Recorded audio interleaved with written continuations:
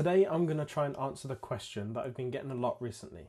Is this the bear market? Even the people who've had a plan recently have started to kind of think otherwise, have started to kind of fall away from that plan mentally. And when we see price action like we've seen recently, I'm going to look at XRP here. XRP is dropping. We look at my ascend nodes. That's the chart for my ascend nodes. Strong nodes, the exact same thing. You know, you look around at the market and it's going absolutely crazy to the downside again, and people are surprised about it. Why are we surprised? But what I want to show you is why we're here in the first place, right? We're here to retire in 2025. In order to do so, we need to understand a couple of things. Retracements, we have to understand that the best time to sell is in those retracements in the alt season. We need to understand that we need to buy in the bear market, like at the bottom of the bear market, and then we're going to repeat the same thing in the next cycle. I don't care how much money you have right now, loads or very little, you're retiring in 2025 if you just follow these basic principles. In order to do that, you have to zoom out, and people are really struggling with the zoom out element, and I talk about zooming out all the time, and it's been difficult for me to make videos recently because it's like I'm talking about the same thing over and over. I'm a macro person. My sights are on 2025, and so I want my videos to be about, you know, helping people realize why we're not looking at this cycle as the big money maker, as the end of it all, but rather the next one with a few emotionless, smart plays. And the emotion has flooded back in. So this time the emotion's flooded in to the downside, so everyone's getting scared. And the question, like I said, has been, are we in the bear market? Well, I want to answer that question. Let's look at this bull run that we had, which peaked out on the 4th of December 2013. So we're all the way back in 2013 here for Bitcoin. What I want to show is, you take that high, this is how we draw a retracement Fibonacci. Take that high, come down to where the price dropped, which was right down in here. Look what happened to the price. Price worked its way up. This happened relatively quickly and came up to the retracement levels. This one, turning the wicks on, hit right in between there, the 702 and the 666, and that's the range that I talk about on this channel, right? So you take it from the top, drag it down to the bottom, which is what we'll do on these other cycles. And as you can see, when the all-time high came in, there was a big crash and a retracement back up to the 0.666 to the 702 range, right? Almost hit the 702, but hit the 666 for 2 days consecutively for about 8 hours here. So this was a retracement, and you could even argue to say that, okay, well, what if you waited for longer? What if the retracement came way after? And yeah, again, the retracement comes in, and this one actually did hit the 702. The point is, when the price crashes like this, and we have a big crash, we kind of come up, we go sideways a little bit, we can even crash way further down. Like, that can happen. This crash that we had from the retracement levels the first time down to the bottom, that was a 55% correction after the big crash that you saw back here in 2013 in December. And then it goes on to make the retracement up to the 702. Okay, so I'll leave that with you there. Now, I'm not really pulling information from that particularly, but I want it to prove my point. After this retracement comes in, it never hits the retracement again. It goes into a prolonged bear market. Bear market comes in right down in here, and then we're up for the bull run. And the bull run comes up, new all-time high comes in, new all-time high comes in, price drops significantly, works its way up to kind of retracement levels, comes back down for a retest, it's a big double tap, and then comes up for the retracement, right? Similarities. These are blatant similarities. That 702 extension line continually keeps getting hit in the retracement time period. After the retracement, it goes down for the bear market, right? It goes significantly down. This is the bottom of the bear now.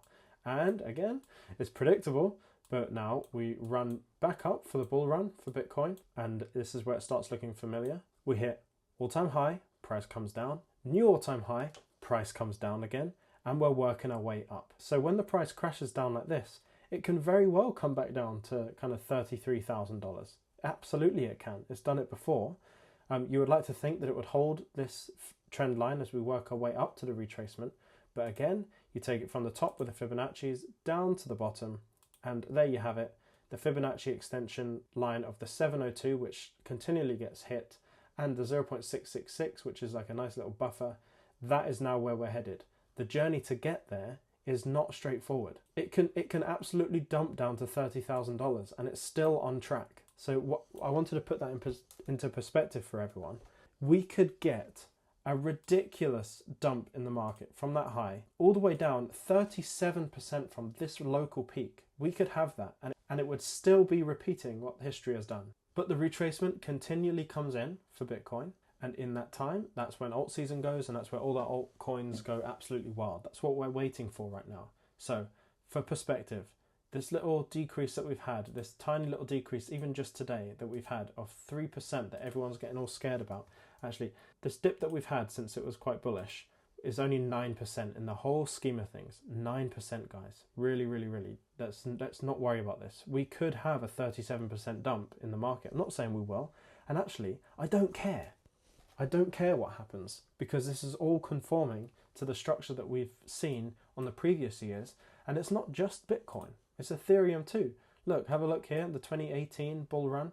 High comes in, new all-time high comes in, big drop after the peak, retracement up to the 702. Look at that, 702 is right there. And then the bear market. That's what happened in 2018. So we go back to Ethereum. We can start to look at that new all-time high, drop it down to the bottom where we are, and we can look to go towards the retracements, you know. And if that 702 Fibonacci extension comes in, then that's $4,060. You pair that with the fact that the Ethereum market cap has already reached the top of the fibs and has retraced up to the 702. The Bitcoin market cap has done the exact same, and ultimately the market follows Bitcoin. So what we're waiting for Bitcoin to do is just get up to this 702 level. That's all we're waiting for. How it gets there doesn't matter. We could come way down, we could go way up, or we could go slowly for a while. Just I'm urging everyone to remain emotionless, because this is all part of the game. Look, so that begs me to answer the question, right? Why everyone's here. Is this the bear run? And my answer, with full conviction on my side, you don't have to believe what I believe. I believe 100%, I believe we're in the bear market. And that's a good thing. Being in the bear market right now is the best thing we could hope for. The reason being, when we start the bear market, phase one of the bear market is here. This is an all-time high, right? That's an all-time high. Phase two of a bull market is a new all-time high that barely gets reached. Like it's barely above the previous all-time high. The next one is that horrendous dip that we see in the market, which actually comes in consistently around that 51% if we look back on other years. That's phase three.